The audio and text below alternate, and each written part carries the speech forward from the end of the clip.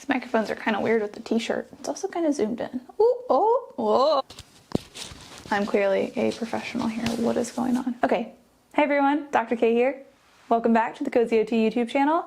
Today, just wanted to talk about what kind of the process is to becoming an occupational therapy practitioner.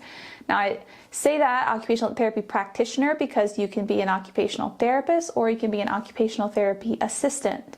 Notice how I said occupational therapy assistant, not occupational therapist assistant. They are both doing OT. One is not assisting the individual in a way that we might think of like a rehab tech or something like that. And so to become an occupational therapy practitioner, you have a couple of options. The occupational therapy assistant route is an associate's degree, and associate programs now I feel like vary anywhere from, that's my dog, from 2 years to 3 years.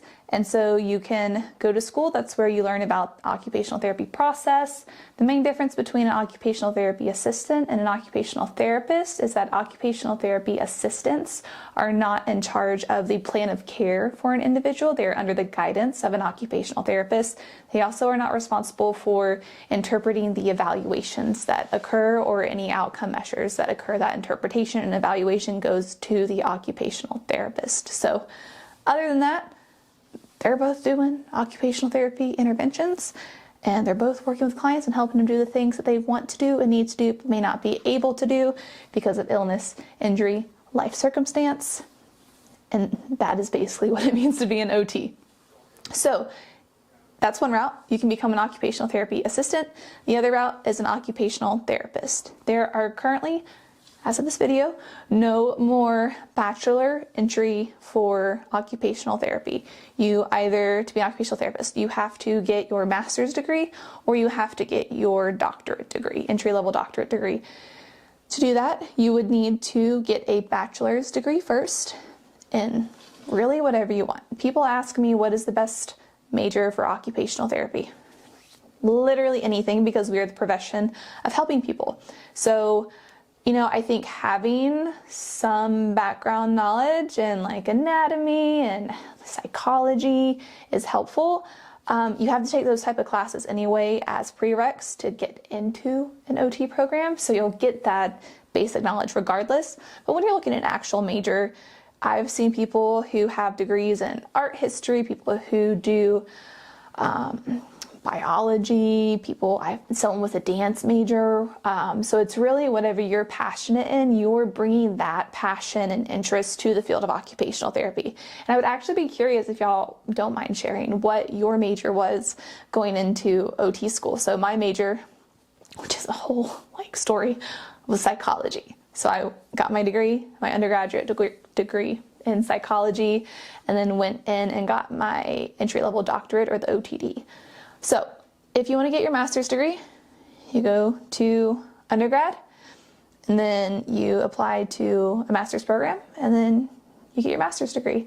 Master's programs, again, kind of vary in their length nowadays, I feel like, based on the school requirements. Some are 2 years, some can be 3 years long, and then you go into practicing occupational therapy after you pass your board exams, which is the NBCOT.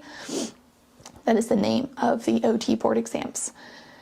If you choose to go the entry-level doctorate route or the entry-level OTD, you can go from your bachelor's to the entry-level OTD. You don't have to have your master's ahead of time. So then that's what I did. I went from bachelor's into my OTD. Again, length and duration of the program vary depending on where you go. My program was 3.66 years, and my program was actually hybrid. And so a good majority of the program was online, and then we had some of our program in person. Not all programs are like that. Some are 100% in person. It just varies. So something to look into as you're looking into different OT programs. Like the master's program, you go through. Both master's and entry-level doctorate programs have level 1 fieldwork. They both have 2 level 2 fieldworks, which are 2 separate fieldworks that range in 12 weeks long. Where the 2 programs differ, the master's program does not have what's called the capstone experience. So this is a separate, now 14-week experience that helps clinicians build skills outside of clinical practice. That capstone experience is what you get with the entry-level OTD program. And so a capstone experience has different, what they call pillars for you to pursue as through the lens of occupational therapy. So as I did the OTD program, I had my capstone experience, and what I chose was program development, administration, and specialized clinical practice and mental health, because there are specialty areas in OT and you can choose that for one of your pillars. Because the idea is we don't want the capstone to be a third level 2. We want to kind of take our OT lens and our OT skills and expand upon it in these different pillar areas, which you can go onto the ACO website to learn more about that. I'm trying to think if I don't know if I can name all of them offhand. Let's see. Specialized clinical practice and mental health, administration, program development, because that's what I did. And then there's policy and advocacy. I think they're together. They might be separate. You can do academia. You can do research. Oh, I can't remember the other ones. I'm so sorry. Go to the website. I'll put it in the comments or in the caption of this. But so that's how the master's program and the OTD, the entry-level OTD, differ. And I keep saying entry-level OTD because there is a separate degree called the post-professional OTD. This is for individuals who got their master's degree and they want to get their doctorate in occupational therapy, but they are already a professional, a clinician in occupational therapy. And so the post-professional, they've already gotten their degree. After they've gotten their degree, they want to get their doctorate. And so it's kind of like a bridge to get your doctorate from master's to doctorate program. That looks a little bit different. I believe they also have a capstone involved with the post-professional doctorate, but it looks a little bit different than the entry-level OTD, excuse me.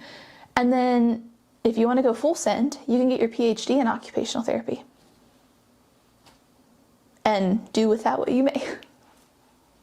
Something that I stress to everybody is that your degree does not make you a good clinician. And so if whatever degree you want to get in occupational therapy, you should pursue that. Sometimes in life, you can only go one route at this current time, and maybe you'll go back and get a different degree if you choose to do that. But I want to stress that there is no one right way to be an occupational therapy practitioner when it comes to degrees. I mean, I would say it's the same as years of experience doesn't make you a good clinician either. It all comes back down to your intention and how you're being ethical and how you're being client-centered and supporting people in the things that they want to do as an occupational therapy practitioner. So if you're watching this and you've been confused about the route you should take, people are telling you all these different things, I'm here to tell you, if you want to do OT, do it the way you want to do it. Research OTA programs, research OTD programs, research MSOT programs, and see what lines up with you. There's a lot of factors across the board for each of these, like cost is one thing.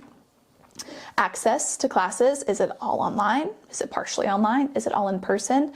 I opted with a hybrid program because I could not afford to go somewhere and live and do a program. And so the hybrid was nice because I was actually able to work as a rehab tech while I was in OT school, which is maybe a conversation for another day.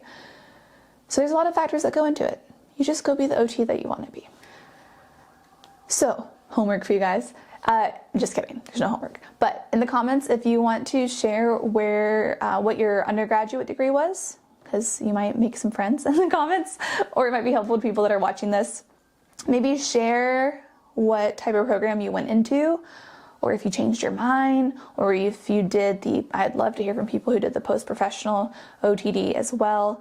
And again, as of this moment, as of this video, there is no requirement that you must get your doctorate in order to be a occupational therapist. And as always, if you guys have any questions, feel free to ask me in the comments or message me on Instagram. I am at the.cozy.ot because YouTube did not let me put dots in my name here, so it is what it is. Yeah, and we'll talk soon. Bye, guys.